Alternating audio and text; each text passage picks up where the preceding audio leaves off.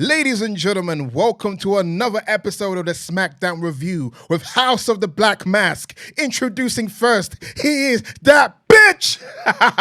Former Jam That Jam champion. He's your former fact checker. He's your former Quizlemania champion, Quizlemania tag team champion. He's the man with all the knowledge, Canada's very own Tempest. And you know what day it is. You know what time it is. It's Sat-E day. It's Sat-E time. We are the House of the Black Mask. Take that. We're using fists now.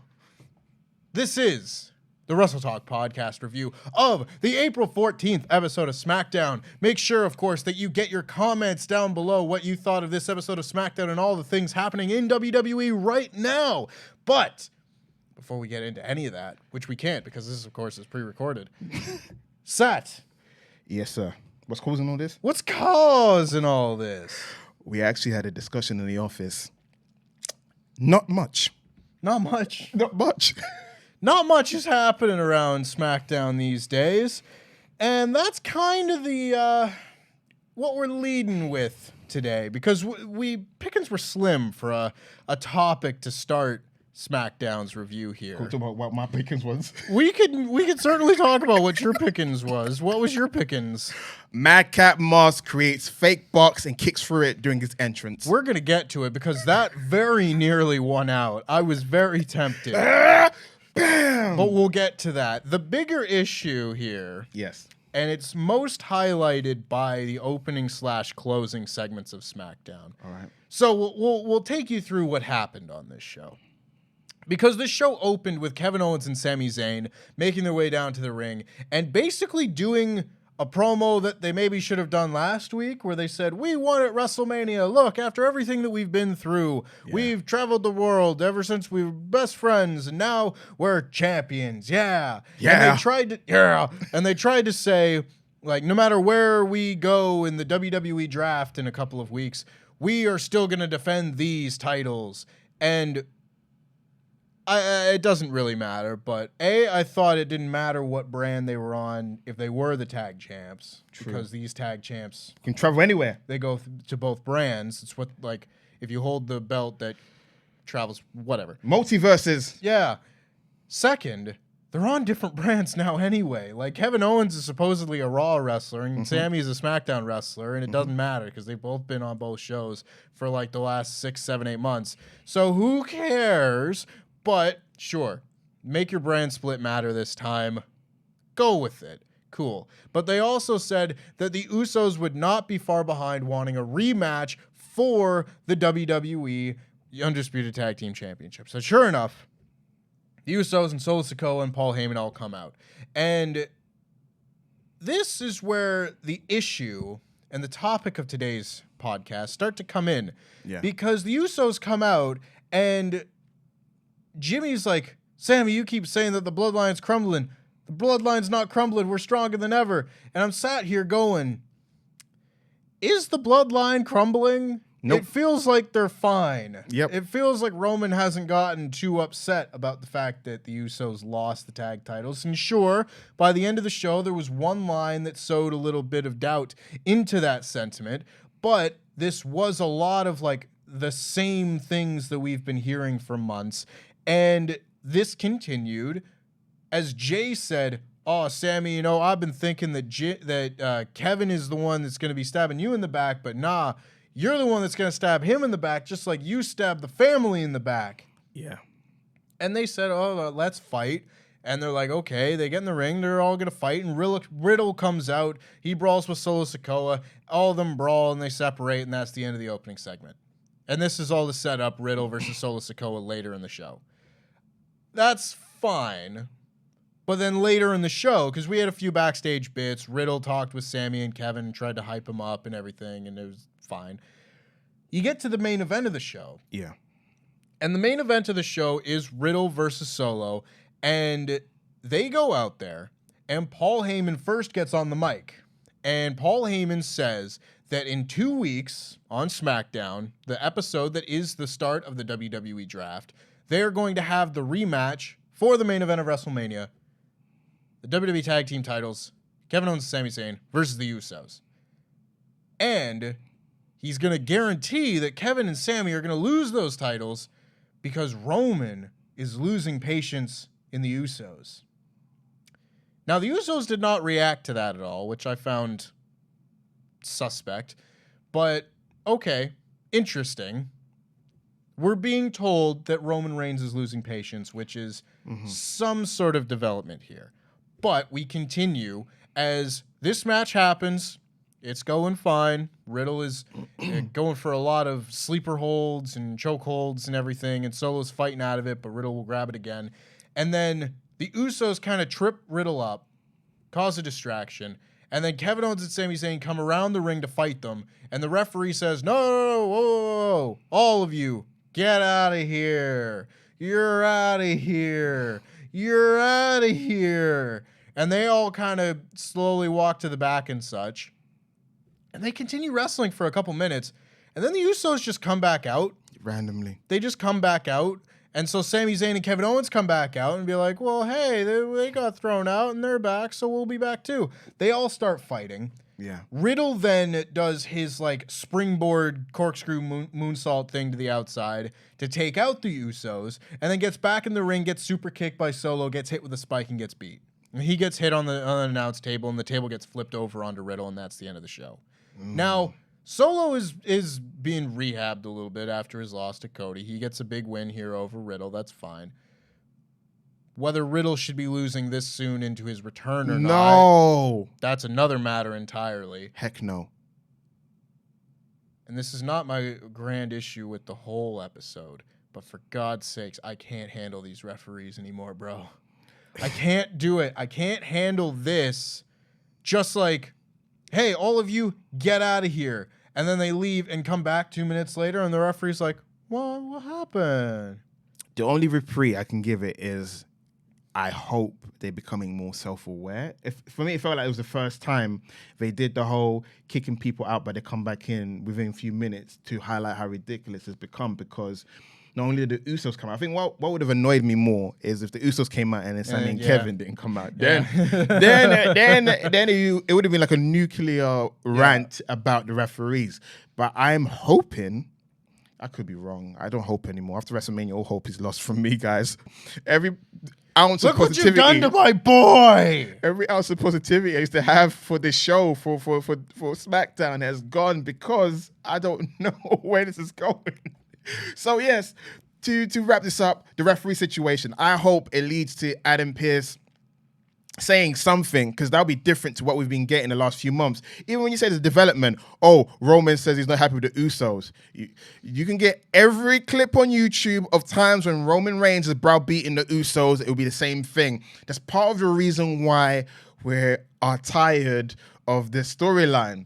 Weeks ago, we're saying this is the best storyline in the history of WWE, possibly the best storyline in the history of wrestling, and they were so close to the finish line, and they do what they always do, stumble, fall, and burn everyone to the ground. So there's a number of points I want to get to with that as well, because take the refereeing thing out, which is a problem that I had with this segment specifically. Yeah. But the grander overall problem with SmackDown, and especially this whole bit right here, is just that it's still going.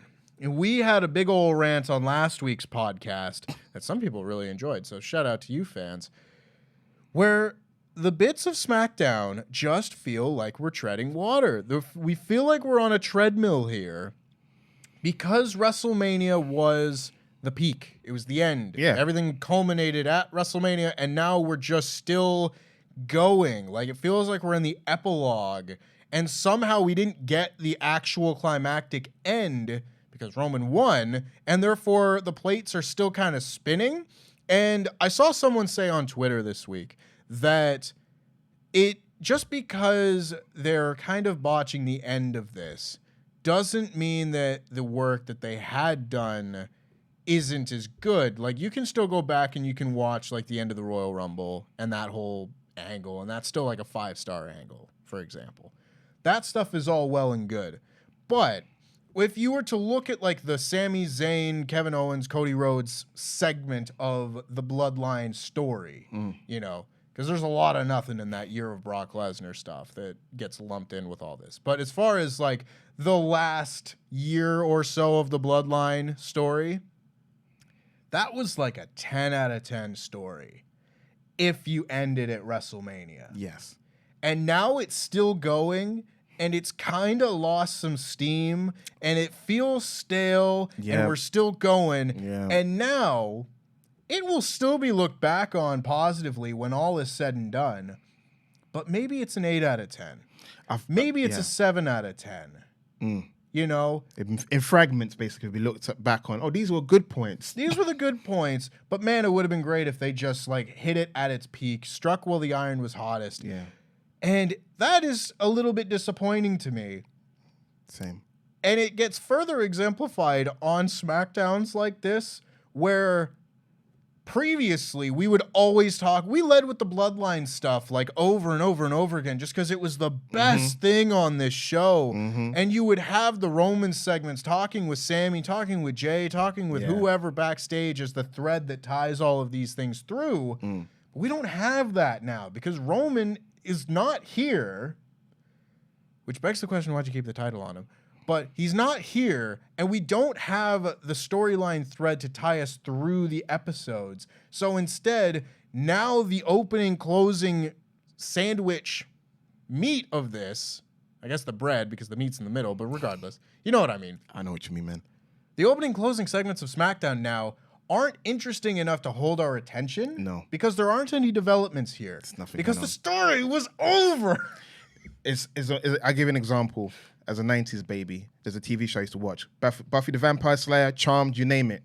So there's a saying called The Big Bad. So each season had a big bad. And at the end of each season, the big bad would lose and would be gone, sometimes forever.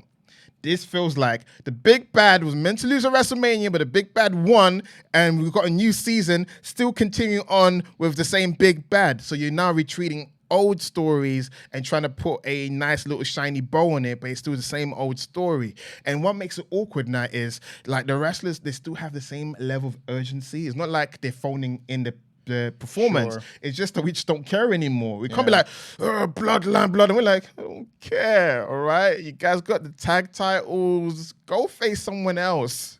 Go face the smelly Viking Raiders. Yeah. And Usos, you guys fight within yourself. At least that'll make it interesting. So that I think the next adversity that the Bloodline should face should be amongst themselves, because with anyone else, I just don't believe it. I just don't believe, for example, the LWO, let's just say they potentially win a backlash. You know, Dominic and Bad Bunny wins. So Bad Bunny and Rey Mysterio wins, whatever. So they're riding that high. Yeah, LWO for life. We want Bloodline. We'll be like, you guys are going to lose to the Bloodline. For life, yeah. I just don't believe it anymore. Is it when you stop believing and when you're checked out, that makes it worse. So I'm watching this. I'm like, where's it all leading to? Before we're excited, we're like, we know it's leading to, this might happen. And some people say, well, it's about Jey Uso.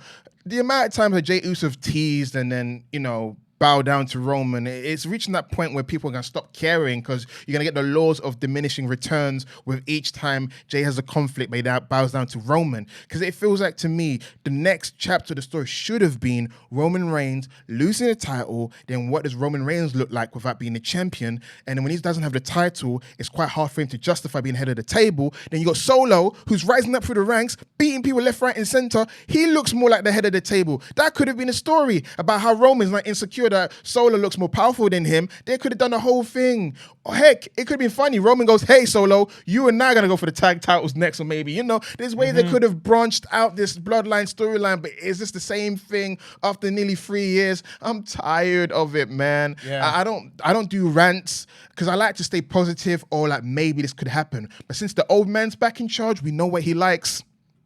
His own thing. It doesn't matter what we think. It doesn't matter about us complaining. I try not to be negative. I do my best. I even did a great job with making Tempest sometimes see the light. We have a fun time with this podcast, because before we used to get complaints about, we're too negative. It's our opinions. Everyone has opinion. It's great that we share opinions. I'm happy to see the comments in the comment section. I appreciate everyone who watched the show.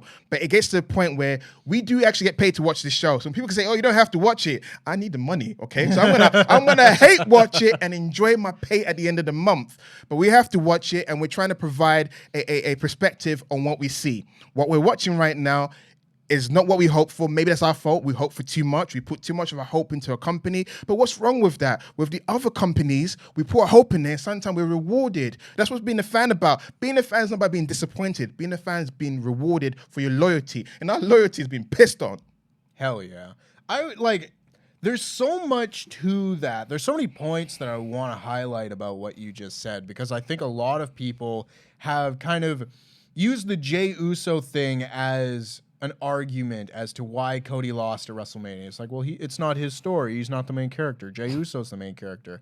That's fine, but Jey Uso's not being treated like the main character of this story right now, coming out of WrestleMania. And there's so many different elements to this. Because, again, there's no reason that they couldn't have kept that same level of storytelling up the last few weeks after WrestleMania, because there's so many developments that have happened between the Usos losing the tag titles, Roman needing help again to win at WrestleMania. There's so many different directions they can take that. And granted, it's been 2 weeks, but we got to review these shows. If Roman had lost, and if Roman had looked at Solo Sikoa, for example, as like, you know, stay in your lane, Us. We saw how Jey Uso looked at how Sami Zayn turned on the group and how conflicted he was, because we know the internal struggle of Jey Uso. It's very well documented.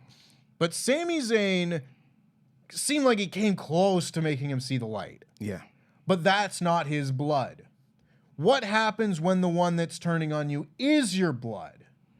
You can then play with that dynamic of things.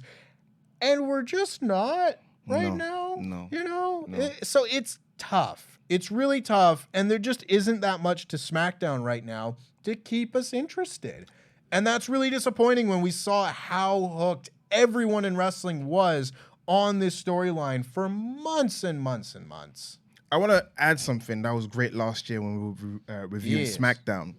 It wasn't just the bloodline. You even had Bray Wyatt when he returned, all that mystique and intrigue of where things were going. That was a great time doing SmackDown when you had two different storylines going at the same time. One starting off the show, the other, ending the show. That was a great time. Bray Wyatt, come back. I want to know about Uncle Howdy. You can't start, I can see his eyes. You can't start a storyline in midstream and just stop abruptly. I need the ending. I'm gonna be one of those people on Reddit trying to decipher what was it meant to happen. And then years later, the shoot interviews about this was meant to happen, blah blah blah. Bray, come back, please. Finish the story. Finish the story, because Cody couldn't. Let's finish the story. Let's finish the story, guys. So let us know what you think of the current state of SmackDown and the Bloodline story and everything having to do with it. Let us know that down in the comments. Make sure, of course, that if you're new, you subscribe to the WrestleTalk Podcast channel. Please. And like this video, because it really helps us out with the old algorithms. But in the meantime, we're going to get right to the rest of SmackDown, because we had our first match of the show, that being Xavier Woods versus LA Knight. Yeah! And so, I mean, this started with like a backstage pre-recorded deal where, Xavier Woods was just talking about LA Knight. And it's like, you're upset you didn't get your moment. If you worked as hard as you talked, then maybe you would have gotten your moment and such. Not bad advice. Not bad advice, but it is what it is. And they have their match, and the match is like, it's solid. It's good stuff. They did some fun spots. Like, Xavier Woods went for a baseball slide to the outside, and LA Knight dodged it, and then kind of threw him backwards into the apron. That was cool. There was like a double foot stomp while LA Knight was draped on the ropes. That was solid. Xavier Woods hit a leg drop off of the top rope. Again, solid stuff. And then LA Knight went for a roll up and grabbed the tights right in front of the referee. And she was like, "Hey, don't do that." And he's like, "Well, what do you mean?" And then when he's talking, Xavier Woods rolls him up, grabs the tights, gets the pin. And he's like, whatever. I don't care that much that the babyface cheated. It is what it is. It's fine. Turnabout's fair play. Whatnot. LA Knight lost again. That was the issue. Yeah. Now, there is some justification for this. Yeah. In that the next segment immediately following this is Imperium being backstage and talking with one another. And Xavier Woods comes in with his trombone And Ludwig Kaiser is like, do you mind? And he's like, oh, so sorry. And they start talking again. And he starts playing the trombone again. And Walter's like, okay, you've gotten my attention, but you don't show me respect. You have no respect. I will beat respect into you. He's a goof. He's a goof. He's a goof. I don't like goofs. You're a goof. And Xavier Woods says, I'm going to beat you for that Intercontinental Championship. You've been champion a long time. I haven't gotten a shot. I'm going to beat you for the Intercontinental title, and I'm going to take that title wherever I get drafted to. Solid enough. Sets up a match. Should be a really good match. I'm all for this. Mm-hmm. The only downside to all this is LA Knight lost again. Yeah. You know? It's the same person. I think what it is as well is Xavier Woods has beat LA Knight before. Yeah. What makes this less... It's still annoying, but what makes it less annoying is it made Xavier Woods look like a credible challenger. Yes, and I like that. I think later in the show, there's an issue where people just want title shots and they don't win matches and whatever. And I strongly dislike that. So I really do want to give them credit for the fact that this mid-card guy wins a few matches before he gets a title shot against Walter. That is all good. Yeah. It's just the fact that LA Knight's the one on the losing end of it. It's because sad. the issue is, as Tempest once said, if you treat him like a loser, the fans will start to think of him as a loser. It's that weird thing where instead of him being a guy that talks a big game and backs it up, he's now a guy who talks a big game and cannot back it up. There can be a storyline about it that'll be interesting, and then it can motivate him to snap out of wherever this funk they've put him in. He doesn't feel like he's in the funk. That's always made the LA Knight character quite admirable. It's like he never knows when he's in a bad situation. That's what made the Bray Wyatt feud great. He just didn't know. But they need to do more with him. There's so much more, because I don't want him to be one of those guys when I say, oh, NXT, LA Knight, he was the best. I don't want it, because I already do have Oscar. I don't want LA Knight's best time to be in developmental. Yeah. There's so much they can do with him. He's a ready-made Raw superstar where you can do segments with him. I keep saying. He really needs to get drafted. He's a guy that needs to get moved and needs a refresh. I'm going to say it. He had a talk, when he was Eli Drake, I know he had a talk show segment. Dummy, yeah, these are the facts of life. I don't know if he uses the word facts of life. Sometimes he says it. Sometimes. Yeah, he kind of toned down on the catchphrases. He's still like saying, yeah. But this is a guy you can give a show to, the LA Knight show, wherever. Give him a talk show, you know. But then again, just don't treat him like The Miz. That's what he's getting treated like. He's that guy, he's loud and blah, blah. Him and The Miz are different characters. Not all loud-mouth, cocky characters are The Miz. Miz did not create the archetype. So let's stop that. Some people say that. LA Knight needs a talk show. He needs victories. Maybe a manager. Maybe a group. Something different besides losing. He could win. It's tough to say because I don't want to tie everything back in because some of them do feel a little bit unrelated. And maybe this was just my personal expectations for this period of time after WrestleMania being different and feeling different. They said it would and it just feels very the same. You know, and we're going to get to that later in this show as well.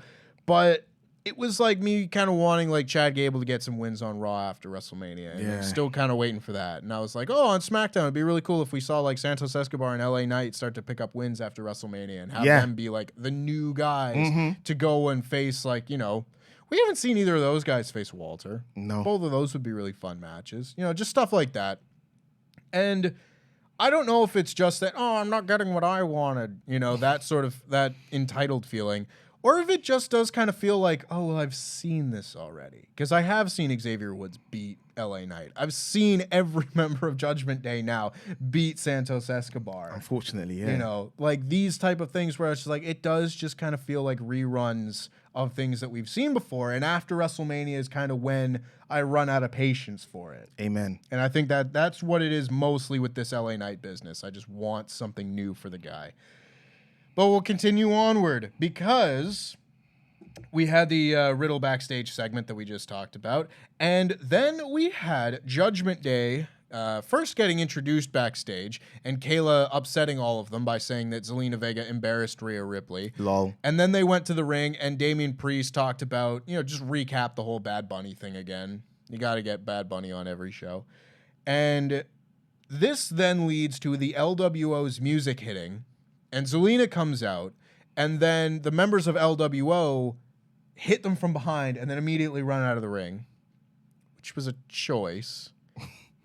It's tough because I don't want to be negative when I don't have to be, right? And I feel like guys, look, growth, guys. I'm trying my best. Here.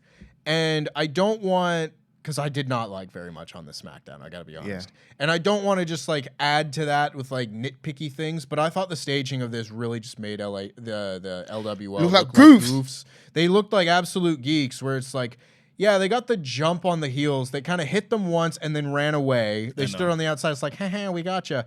And the heels were all just kind of like, like at the very least, beat them down a little bit so that the heels have to roll to the outside and collect themselves before the match. And the baby faces can be like, yeah, come on. As opposed to the heels just being like, no, these rascals, they punched us in the back of the head. How dare they? It's the optics of it, because even later on, as you described the match, Damian Priest just looked like a giant, a beast in this match against all of them. At one point, it's kind of like, Damian, you don't need a group. You can take him on by yourself from the way he Honestly, he basically does. Because this match goes on, and Damian Priest is fighting Santos Escobar. And on paper, that sounds like a match I would like to see. I was really surprised that I hadn't seen it already. It feels like a match we've seen in the past few weeks, or a few months even. But regardless, the match is pretty good. The action's solid. Damian Priest hits like an uppercut on the outside on Santos Escobar. He hits like a running, elevated double sledge going off of the stairs as well. Santos Escobar hits a hurricane run off the top rope. Beautiful. Good. Yeah. And he goes to hit the ropes, and Rhea kind of trips him up. And this is after Damian Priest has taken out both members of Legado del Fantasma. Like, just over the barricade by himself. I was like, that defeats the purpose of the group. The numbers advantage is not an advantage for these lads. They should have been called Bollywood boys. It's like, Yeah, for real. Just bodies bumping for this massive human. But Rhea Ripley kind of trips him up, and Zelina comes over, and Rhea herks her up for like a power bomb, but then Zelina hits her with a Hurricane Rana. So I'll get to this bit in a second. But this leads to the distraction that is, Santos Escobar getting hit with the South of Heaven and then getting beat. And then after the match, Judgment Day just keeps beating up on the LWO, and then Rey Mysterio comes out, and Rey Mysterio and his son start fighting. And then Rey sets up for the 619, but then Rhea gets him out of there, and Judgment Day leaves. Okay. Again, very much feels like stuff we've seen before, because it is. But I feel like all of this is their really roundabout way of setting up Zelina and Rhea Ripley for the title at the pay-per-view without doing matches. You know what? It didn't dawn on me until you said that. But the issue I have is, I hate how it's telegraphed that Zelina has no chance of winning. Well, yeah. I mean, see, look at even how he responded. That's like everyone else. No, but you want Zelina to be matched as like, she's not the strongest. She's the smallest, but she's hanging out with the biggest little big man, whatever, Rey Mysterio. Yeah. Zelina should be presented as someone who uses her wit and her quickness, and that will be the weakness of Rhea. They need to establish that Rhea's weakness is she's not as quick as Zelina. You need to talk up them points so that way you have that believability factor. The whole point of us watching wrestling is we believably think that a certain person could win a match, except for Madcap Moss against Nakamura later on. It's a really good point, though, because, again, so many of these type of matches feel so samey from what we've seen. And I don't know that Zelina and Rhea is where we're going with this, but it just seems like the fact that they pointed it out in the backstage bit and then it happened again, I was like, okay, they must be doing this for a reason. So if that is the plan, if that's going to be like your women's title match for Backlash, wouldn't it be kind of neat if, like, this month on SmackDown, Zelina was, like, beating people, and the matches and the segments that you were getting were the LWO and Rey Mysterio kind of rallying around her, and Rey Mysterio kind of imparting wisdom upon her and taking her through various bits, just to have it be a little bit different. Yeah. It would have been completely different. And granted, Zelina's never really been the focus of Legado or the LWO or any of this, so it's different in that regard anyway. But it would so get us away from just doing the same matches of just feeding Santos Escobar to every one of these guys. I think that's where the issue we have with SmackDown is the lack of progression. Yeah. The whole point is you get excited. You're like, oh, this is going to lead to this. This is going to lead to that. It's just like it's like a retreat. Everyone's just treading water. And you can argue, oh, maybe they're waiting till after Backlash and the draft, and that's where they have the whole point is WrestleMania is always called post-WrestleMania season. Mm-hmm. It's not post-WrestleMania season. It's like Groundhog Day. It's like it still feels like we're waiting for that moment where things change. Because the brand split will change a lot of things. You know, different wrestlers that usually are used in certain shows will be on different shows. I am tired of Santos Escobar losing. What would have made it exciting is hearing his music at the end of the match. I haven't heard that in a while. I haven't heard his name announced after he's introed in the beginning. I haven't heard that in the end. And the winner of the match. The guy's talented. He was over in this match. This is important to highlight. I meant to highlight that and forgot, but like the LWO is very popular somehow, despite getting beat all the time. I know. I was like, what? And I'm sure the wins and losses don't matter crowd will take that and be like, oh, see, it doesn't matter if they win. Boo you. They can still get over. And it's like, sure, whatever, fine.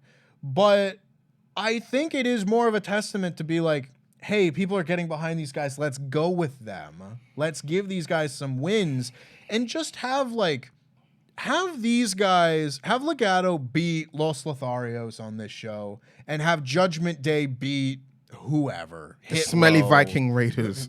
Yeah, sure.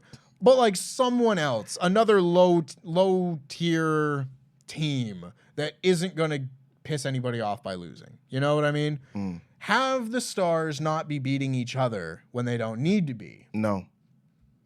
I feel like we need to get away from that because I really think that the popularity that these guys are getting is something that needs to be capitalized on. And I don't think you can just sit on that forever. You know, you kind of have to, again, strike while the iron is hot. I don't feel like they're pushing them as well. I think ever since the T-shirt, ceremony, I want to call it that, the presentation of the T-shirt on Raw, they didn't do anything with it to the point we were worried it got dropped. And then on SmackDown, it even comes to the point where Michael Cole was saying Rey Mysterio's out to back LWO. I was like, no, isn't Rey Mysterio part of LWO? Isn't he not like the co-leader or the co-figurehead of this group? It's not Legado and Rey. It's not LWO. It's like a merger. We're using the words merger nowadays. It's a merger of two entities, a group, and this legendary figure. They, eventually they could use the old LWO theme. I got excited. I was like, they own the IP, bring back the theme, whatever. They can make it more exciting. Vignettes, you name it. Talk about the history of Lucha Libre, the history of LWO, the history of both family members, because Santos' dad is a legendary figure in Mexico as well. There's so many things they could do with it. That for me is like the anti-push. It's like they're doing stuff, but they're not really putting any heat behind it. And I hope that Santos being over in wherever city, I think was it Milwaukee? Was it? Well, that's where Dynamite was. That's also a different show. Not. That's not because I was thinking Chelsea was dissing the city. There was somewhere where SmackDown was, but yeah, the crowd was great. I'm hoping that Santos still is over next week or the week after that because it could have been a one-off. I mean, you look at how they were like last fall when they kind of showed up on SmackDown, and they were doing like the backstage vignettes and the backstage promos where they were all dressed real nice and they had cigars and they had the whiskey glasses and everything. Good times. And I always say, because it's either them or it was Hit Row or whoever, where if you have unique backstage promo styles, it makes you feel like so much more of a star because you're not just nobody. You're not filmed the same way as everybody else. And it feels like we've completely lost that part of them. Now they do just hang out and do their same promo segments backstage in the locker room instead of conducting their business like Legado. Yeah. It just doesn't exist anymore. Why couldn't you be doing that with Rey Mysterio involved and doing exactly what you just said with the history and everything? I don't get it. Yeah, Rey Mysterio could be wearing a suit. Oh. What? You telling me that Rey Mysterio wouldn't be pulling out like the most fire-ass suits? Right. And they're sitting on the boat, LWO style. What? Like, LW could be cool, but I feel like they're like, Judgment Day needs punching bags. So it's not even like, there's a group that's going to be presented as a threat. It's like, no, Judgment Day needs something to do because they can't go after, the bloodline. Because that would have been even more exciting. Because if you... Holy shit. Oh, my God. What happened?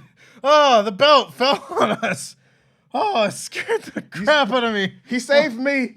Guys, you saw that. Tempest saved Sack. Go on social media and tweet about how Tempest prevented me from being killed by that belt. Okay, so the old Jam That Championship. Yeah, you hold that. The old Jam That Championship is haunted. It's telling us, wrap it up, move to the next segment that we're going to do. Yeah. You get it.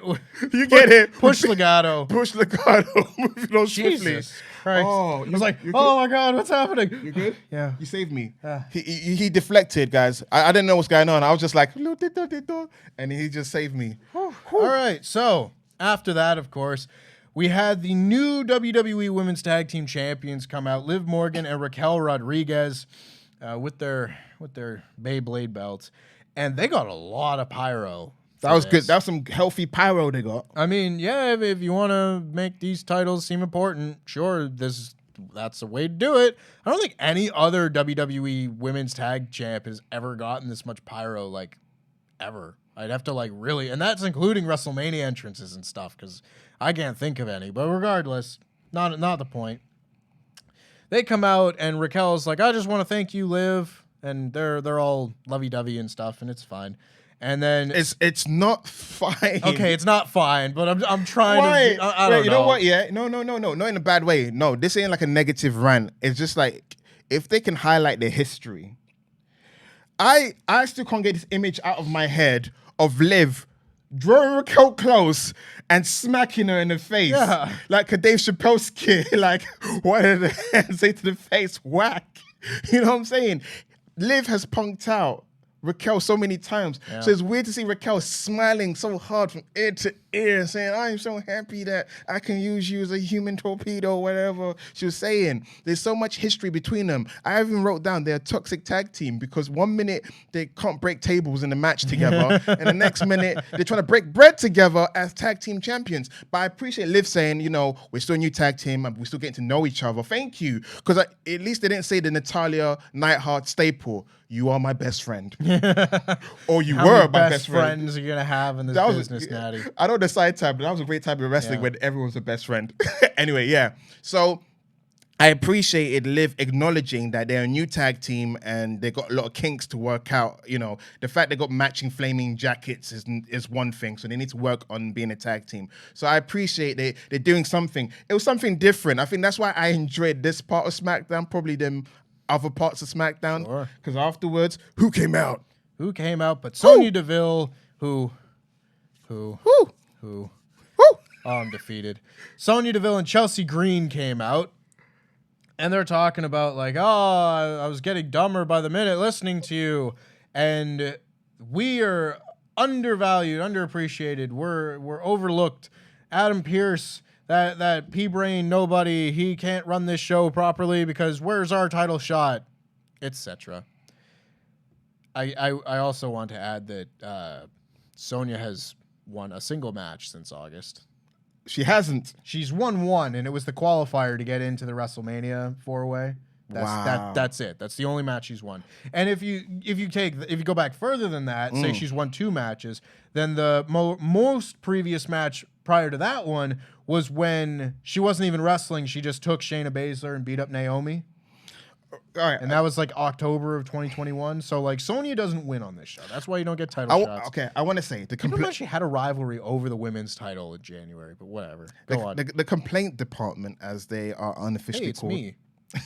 I'm the complaint department today. All right, I'm gonna put this down here. So Sonya Deville hasn't won a title in a while, but I did enjoy the dynamic. Or hoping it's not in the rain with the camera. No, that's good. Okay. That's a solid shot. Yeah, go for it.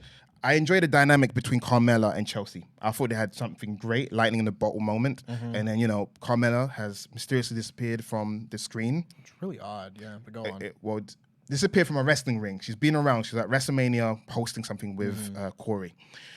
Then they put Sonya there, which is not bad because it was less random than when they tried to put Piper Niven in there for that 1 week. They were auditioning tag team partners because Sonya and Chelsea got history of both complaining at the same time within the vicinity of Adam Pearce.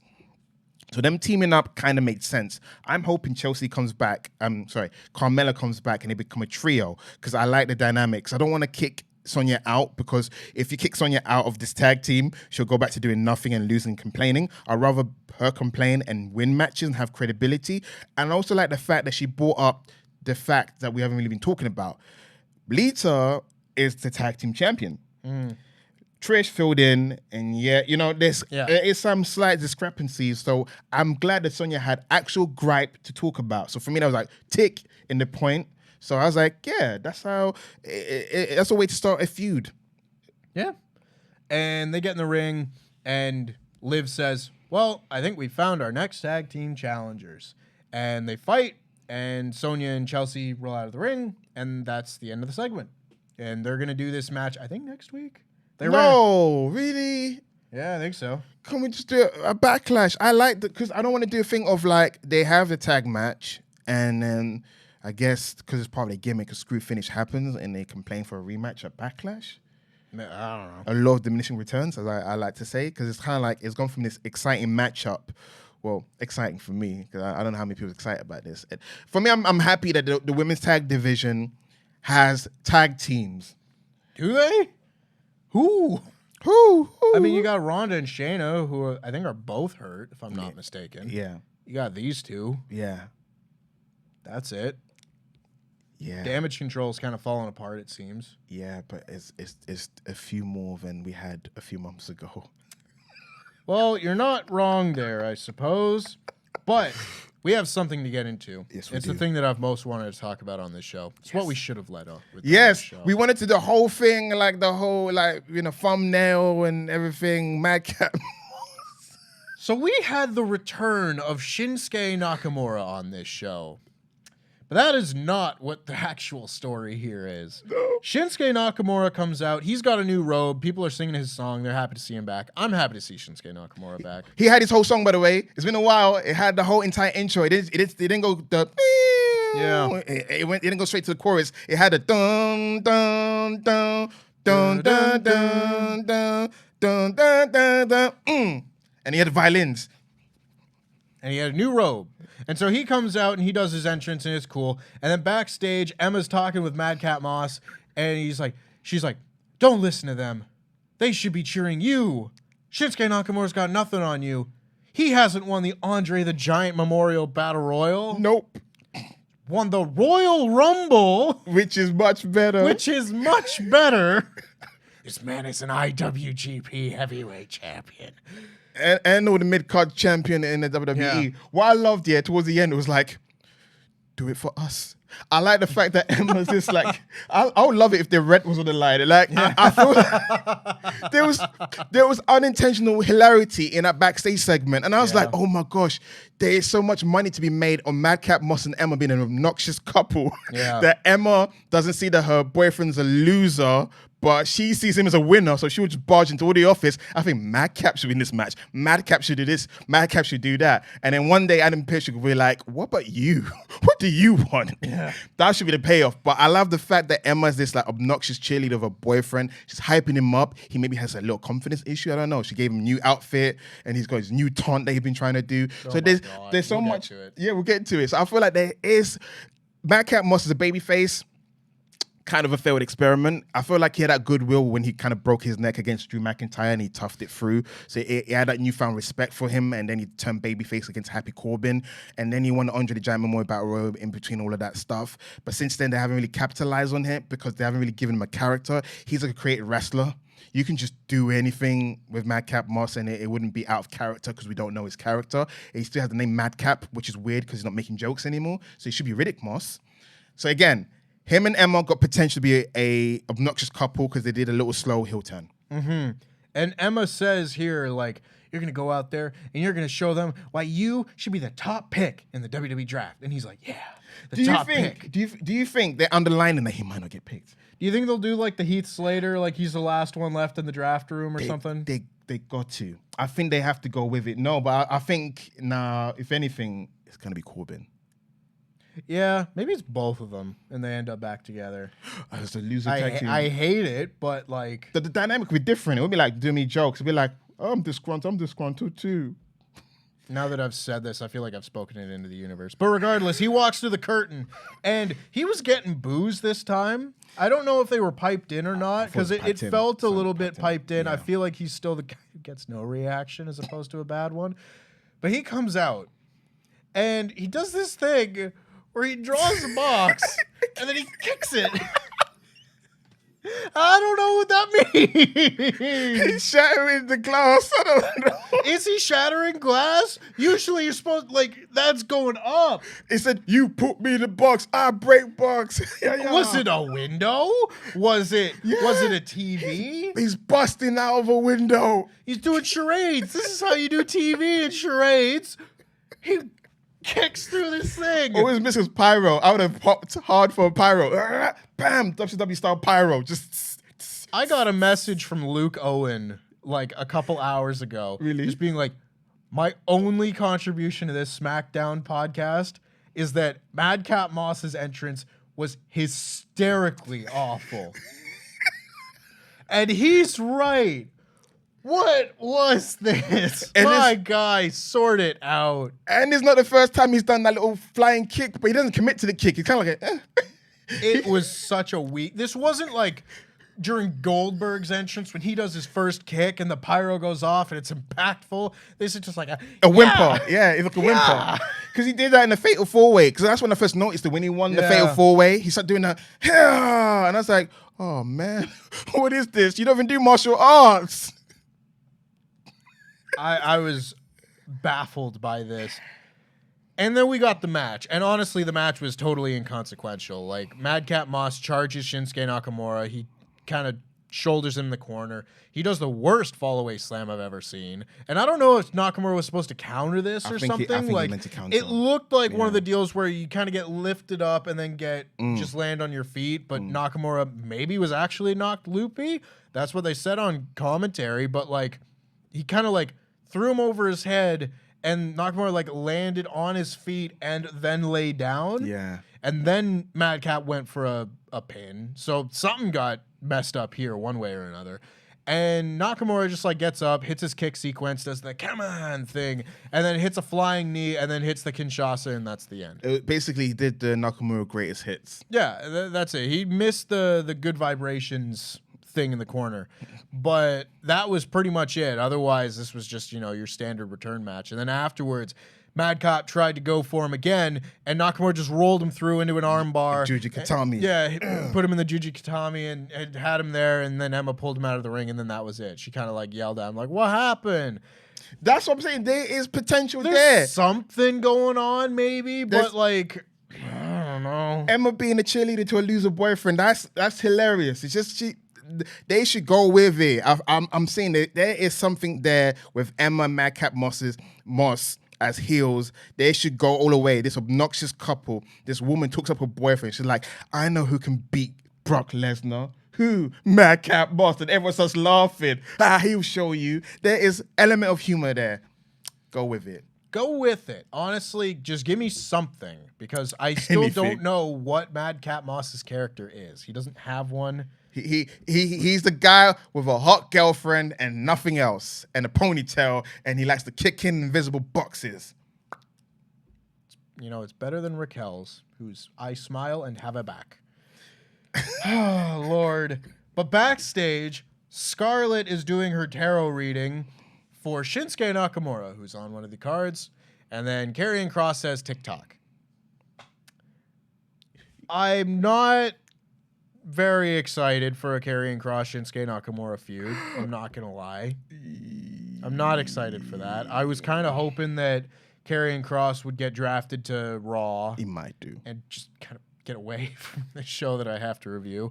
And maybe this is just like a really short 2 or 3 week thing, and they wrestle at Backlash and then go their separate ways. Maybe they both get drafted to Raw. I don't know.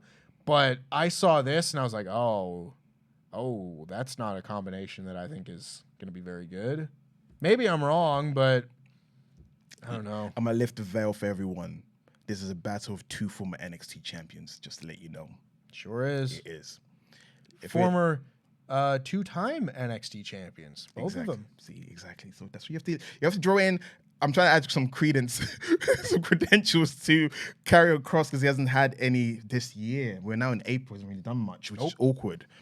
So if it was last year when he first came back, I'd be like, oh, they're going to feed Nakamura to him. But I feel like it's the other way around. I feel like because he has no momentum, Shinsuke just come back, Shinsuke's going to win. If Shinsuke loses, I'll be shocked. Well, we will see. And then the last thing that happened on this show was the Viking Raiders attacked Braun Strowman and Ricochet backstage. No, the smelly Viking Raiders. Well, the new smelly Viking Raiders. The new smelly, vicious Viking Raiders. They attacked them backstage. Overall, there wasn't a whole lot to recommend on this show, and by a whole lot, I think I mean nothing. I didn't enjoy the SmackDown a whole lot. Again, like, the wrestling was fine. Yes. But we didn't have, like, the opening six-man tag that we had last week between the Brawling Brutes and Imperium, where I was like, well, that at least was a good match that I would recommend people to go out of their way to see. There wasn't anything on this show that I would recommend people go out of their way to see at all. Like, not a promo, not the main event, not... What you mean? I recommend you watch Madcap Moss's entrance. Madcap Moss bust through an invisible window, but you can check that out in a GIF on Twitter. You don't have to go and watch this SmackDown, y'all. I gave this a 2 out of 5. What say you, Sat? For people that are admirers of the women's division, you would enjoy Madcap Moss's entrance and Emma watching Madcap Moss wrestle. That's the only thing I can recommend. And Nakamura's hood looked great. Watch the entrance of Nakamura. That's what I recommend. And the pyro of Raquel and Liv, they had a good pyro. And Chelsea's a great performer. I just love watching her cut a promo. She oddly sounds a bit like Lana with her American accent. There's something Lana-esque about her, how she delivers her lines. But anyway, yes.